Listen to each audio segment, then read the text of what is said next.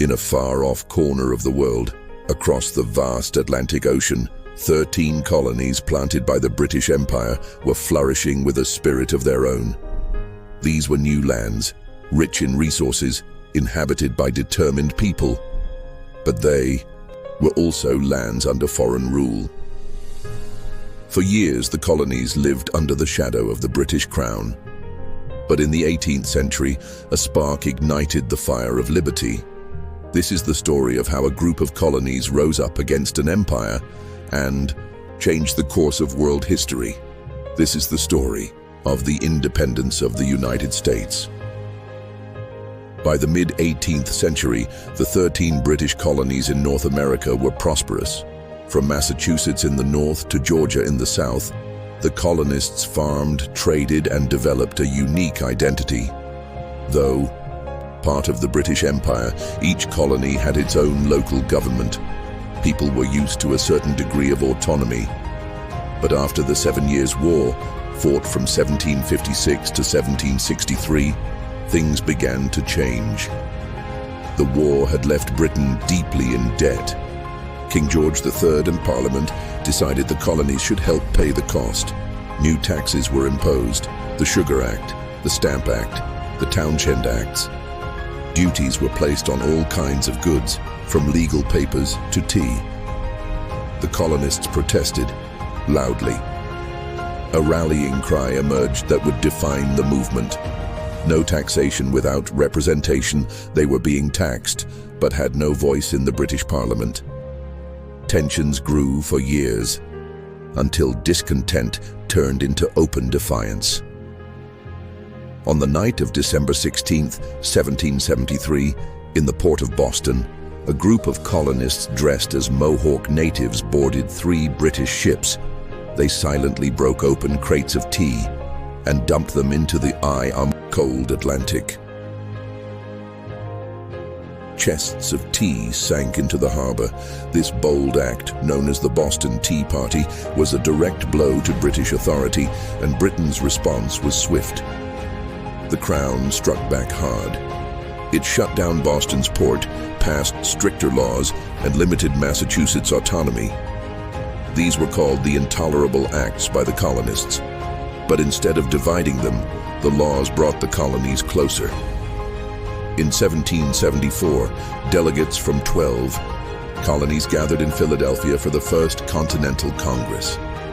They debated, negotiated, and started preparing for resistance. While independence wasn't openly declared yet, the seeds of revolution had been sown. In April 1775, the powder keg finally exploded. At Lexington and Concord in Massachusetts, the first shots of the war were fired. The American Revolution had begun. Ordinary men, farmers, blacksmiths, and merchants picked up arms against the mighty British Army. Soon after, the Second Continental Congress appointed George Washington as commander of the Continental Army. The fight for freedom had truly begun. A year later, independence was no longer just an idea, it was a necessity. On July 4, 1776, the 13 colonies signed a document that would forever change history, the Declaration of Independence. Written primarily by Thomas Jefferson and edited by John Adams and Benjamin Franklin, it proclaimed that all men are created equal and are endowed with unalienable rights, life, liberty, and the pursuit of happiness. The United States of America was born on paper, but the war was far from over. The years that followed were filled with brutal battles, victories, and defeats. One battle changed everything: the Battle of Saratoga in 1777. It was the turning point. France, Britain's longtime rival, decided to join the American cause. Ships, weapons, and soldiers arrived, including the brave French nobleman Marquis de Lafayette, who fought beside Washington. The war intensified, but the Americans were no longer alone. In 1781, American and French troops trapped British forces at Yorktown, Virginia. Surrounded on land and sea, British General Lord Cornwallis had no escape. He surrendered. Though small clashes continued, the war was effectively over. In 1783, the Treaty of Paris was signed. Britain officially recognized the independence of the United States.